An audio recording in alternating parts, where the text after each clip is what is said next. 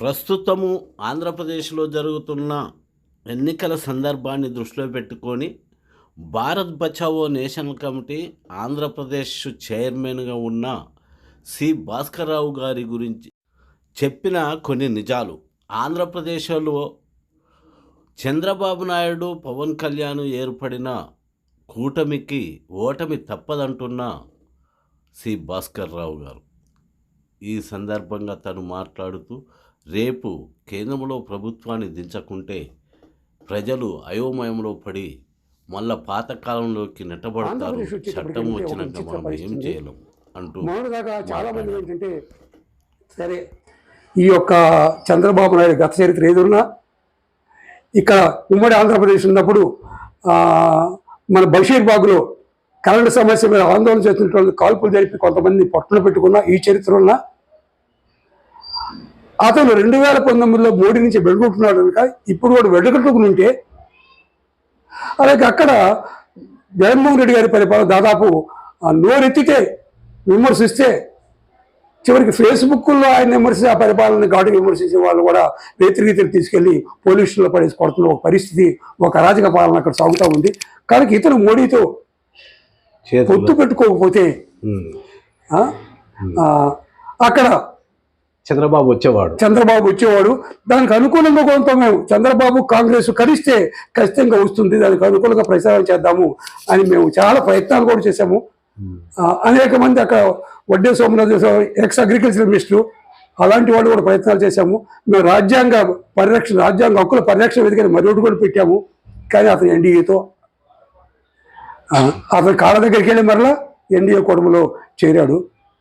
అందువల్ల ఇప్పుడు మేము ఏం చూస్తున్నామంటే, అక్కడ కాంగ్రెస్కి మేము ఒక లెటర్ పెట్టాం మొత్తం పరిస్థితిని వివరిస్తూ, మీరు చొరవ తీసుకుని సిపిఐ, సిపిఎం, ఎంఎల్ పార్టీలు, అలాగే ఆమ్ ఆద్మీ పార్టీ, ఇంకా బీసీకే పార్టీ ఒకటి ఉంది, ఇలాంటి పార్టీలన్నింటి కూడా నాయకులు సమావేశం ఏర్పాటు చేసి మీరు మొత్తం ఆంధ్రప్రదేశ్ యొక్క అది ఇండియా కూడా అని పేరు పెడతారా, లేకపోతే ప్రగతిశీల వామపక్ష ప్రజాతంత్ర కూటమి అని పేరు పెడతారా, మీ ఇష్టం, ఒక కూటమి ఏర్పాటు చేయండి అని చెప్పేసి అడుగుతున్నాం. వాళ్ళు స్పందన రావటం లేదు.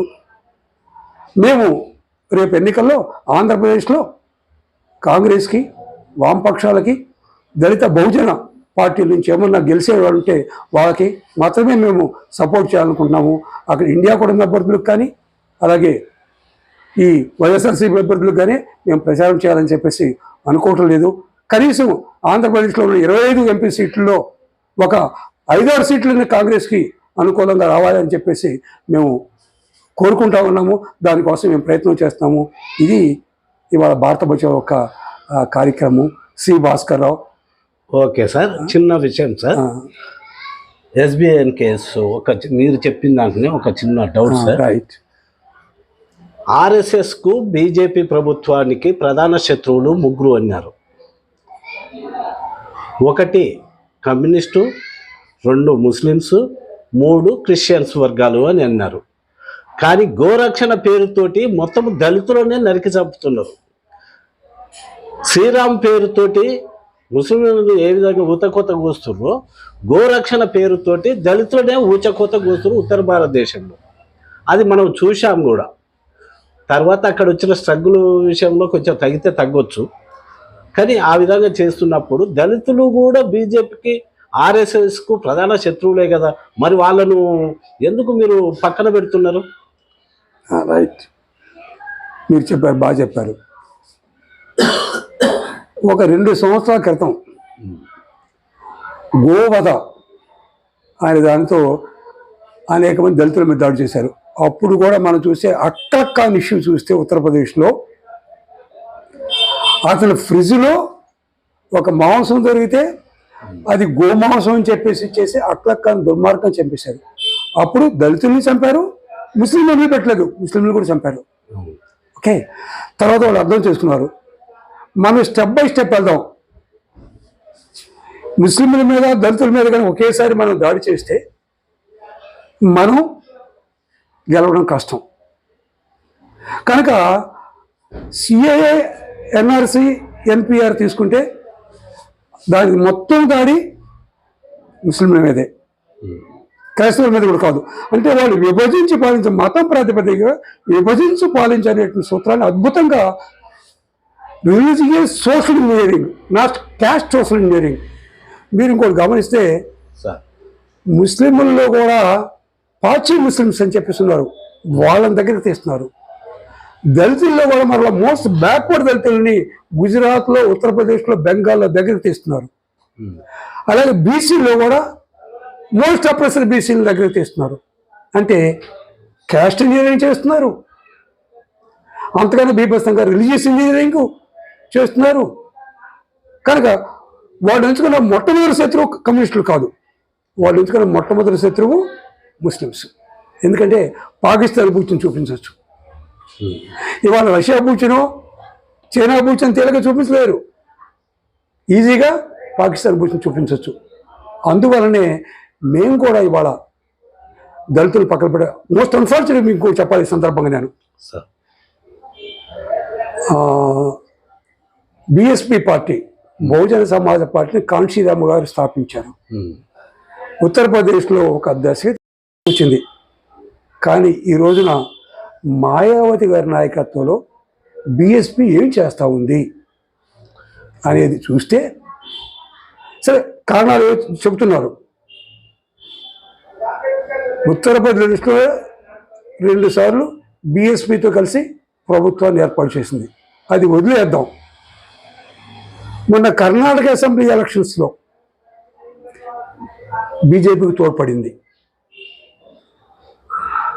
అంతేకాదు భారత బచావోలో కొన్ని రాజకీయ పార్టీల వాళ్ళు కూడా సభ్యత్వం తీసుకున్నారు. మేము ఆంధ్రప్రదేశ్ బిఎస్పి అధ్యక్షుడు ఆయన్ని ఫోన్ చేసి అయితే మేము భారత బచావోకు వ్యతిరేకము అని చెప్పి సూటిగా ఆయన సమాధానం. బిఎస్పి అంటేనే దళితులు కాదు కదా చెప్తున్నారు, సపోజ్ చెప్తున్నాను. అయితే అందుకని మేము బీసీకే పార్టీ ఉంది, బీసీకే పార్టీ మేము కలిసి పనిచేస్తున్నాం. ఓకే, అలాగే అక్కడ దళిత సంఘాలతో కలిసి పనిచేస్తున్నాం.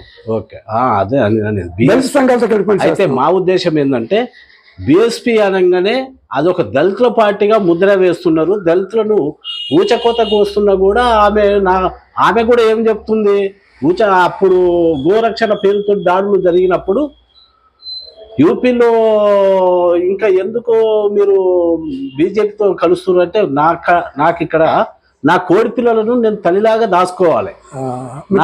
మీరు అర్థం చేసుకోవాల్సింది భారత బచావో ఏర్పడింది సంవత్సరమే అయింది. అవును, ఈ సంవత్సర కాలంలో బీజేపీ ఆర్ఎస్ఎస్ సంఘ పరివార కేంద్రీకరణ మొత్తం ఎవరి మీద ఉంది, ముస్లింల మీద. యాంటీ ముస్లిం ప్లాన్ ఆధారంగా 2024లో అధికారంలోకి రావాలి. కనుక వాళ్ళు ఏ ప్లాన్ ద్వారా రావాలనుకుంటున్నారో దానికి వ్యతిరేకంగానే అసలు వీళ్ళ లక్ష్యం ఏంటో చెబుతూ ప్రచారం చేయాలి. కనుక ఈ రోజున అందరినీ కలుపుకొని వాళ్ళ ఆర్థిక ఎజెండాకి వ్యతిరేకంగా, వాళ్ళ మతోన్మాద ఎజెండాకి వ్యతిరేకంగా, ప్రధానంగా దాన్ని వ్యతిరేకించే కాంగ్రెసు, వామపక్ష పార్టీలు, అలాగే ఇందాక చెప్పాను నేను చిన్న చిన్న దళిత బహుజన సంఘాలు, ఆ పార్టీలు ఉంటే వాటన్నిటిని కూడా ఒక కూటమిగా ఆంధ్రప్రదేశ్లో తీసుకురావడానికి ప్రయత్నం చేస్తున్నాం. ఆ ప్రయత్నంలో భాగంగానే కాంగ్రెస్కి జేడి శీలం గారికి ఒక లెటర్ పెట్టాను నేను, భారత బచావో చైర్మన్గా. అలాగే వర్కింగ్ ప్రెసిడెంట్ మొన్నదాకా ఇక్కడే ఉండేవాడు హైదరాబాద్లో, జంగా గౌతమ్, ఆంధ్రప్రదేశ్ వర్కింగ్ ప్రెసిడెంట్. ఆయన నాకు తెలిసి ఒక 5-6 సంవత్సరాల నుంచి ఊసా నాకు మిత్రుడు, ఊసా ద్వారా నాకు ఆయన పరిచయం చేశాడు. ఆయనకి అదే లెటర్ పెట్టాను. అలాగే కురి వినయ్ కుమార్ అని చెప్పేసి రాష్ట్ర కమిటీ సభ్యుడు, ఆయన నాకు దగ్గర ఒక 20 సంవత్సరాల నుంచి ఆయన తెలుసు. ఎందుకంటే నేను ఒకప్పుడు విప్లవ రాజకీయాల్లో ఉన్నాడు, ఆ కాలం నుంచి నాకు పరిచయం ఉంది. ఆయనకి పుట్టాను, ఎవరి దగ్గర స్పందన లేదు. అయినప్పటికీ మేము ఒక నిర్ణయం తీసుకున్నాము, ఇంకా కొన్ని సోషల్ ఆర్గనైజేషన్ కూడా కలుపుకొని రేపు ఎన్నికల్లో కాంగ్రెస్కి అనుకూలంగా, వామపక్ష పార్టీలకు అనుకూలంగా, బీజేపీ వ్యతిరేక దళిత బహుజన పార్టీలు అంటే బీసీకే లాంటి వాటి, ఆమ్ ఆద్మీ పార్టీ, వీటి గెలుపు కోసము మేము కృషి చేస్తూ ఉన్నాము. మా దీర్ఘకాలిక ఎజెండా ఉంది, ఇవాళతోనే భారత బచావో అయిపోదు. మా దీర్ఘకాలిక ఎజెండా ఆర్ఎస్ఎస్ యొక్క ఐడియాలజీకి వ్యతిరేకంగా ప్రజల్ని ఎడ్యుకేట్ చేయడం, ప్రత్యామ్నాయ సాంస్కృతిక బహుళత్వ భారత సమాజాన్ని రక్షించుకోవడం అనేది మా యొక్క భారత బచావో యొక్క ఎజెండా. సార్, భారత్ బచావో సావర్కర్ మీద అభిప్రాయం ఏ విధంగా ఉంది? చాలా స్పష్టం. సావర్కరు ప్రారంభ దశలో బ్రిటిష్ వ్యతిరేక విప్లవోద్యమంలో పాల్గొన్నాడు, అది వాస్తవం.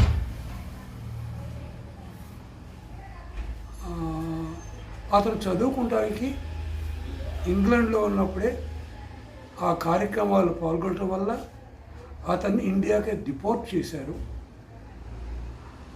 ఫ్రాన్స్ ఓడ ఒక ఫ్రెంచ్ రేవులు ఆగినప్పుడు ఆ ఓడలో దూరి పారిపోతుంటే పట్టుకున్నారు. వచ్చిన తర్వాత విచారించారు. ఒక 14 సంవత్సరాలు జైలు శిక్ష విధించారు. మాండలే జైలు తరలించారు. ఆ జైలుకి వెళ్ళిన దగ్గర నుంచి ఇక జైల్లోంచి బయటకు వచ్చిన తర్వాత అసలు జైల్లోంచి ఎలా బయటకు వచ్చాడు అంటే అది చరిత్ర చెప్తుంది చాలా స్పష్టంగా, అందరికీ తెలిసిన విషయమే. ఆనాటి బ్రిటిష్ వలస ప్రభుత్వానికి సుమారుగా ఒక 9-10 లేఖలు క్షమాపణ పత్రాలు రాసి, నేను బయటకు వచ్చేట్లయితే బ్రిటిష్ ప్రభుత్వాన్ని వ్యతిరేకించకపోవడమే కాదు, మీకు అనుకూలంగా బ్రిటిష్ ప్రభుత్వ అవసరాన్ని భారత ప్రజలు నేను ప్రచారం చేస్తానని చెప్పినటువంటి బ్రిటిష్ వలస ప్రభుత్వం యొక్క తొత్తులాగా వ్యవహరించింది సావర్కర్. కనుక భారత బచావో స్వాతంత్రోద్యమ ఆకాంక్షల్ని సాధించడం అనేది ఒక ఆశయంగా పెట్టుకుంది. స్వాతంత్రోద్యమ ఆకాంక్షలకు సింబల్ ఎవరంటే ఆనాడు భగత్ సింగ్.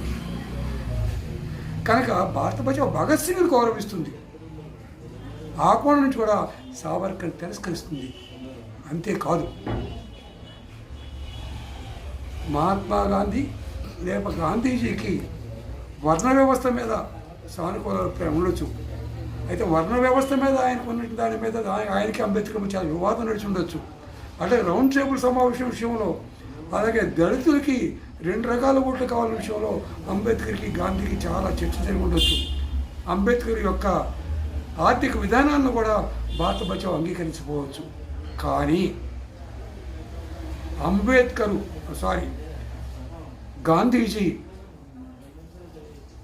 అప్పటికి ఉన్నటువంటి ఆర్ఎస్ఎస్ విశ్వ హిందూ పరిషత్ యొక్క మతోన్మాదాన్ని ఆయన వ్యతిరేకించాడు. ఈ దేశంలో మత సామరస్యం ఉండాలి అని చెప్పాడు. ఆ మత సామరస్యాన్ని ప్రబోధించినందుకు దామోదర్ వినాయక్ గాడ్సే గాంధీని హత్య చేశాడు. ఆ హత్య వెనకాల సావర్కర్ హస్తం ఉందనేది చాలా రుజువులు ఉన్నాయి.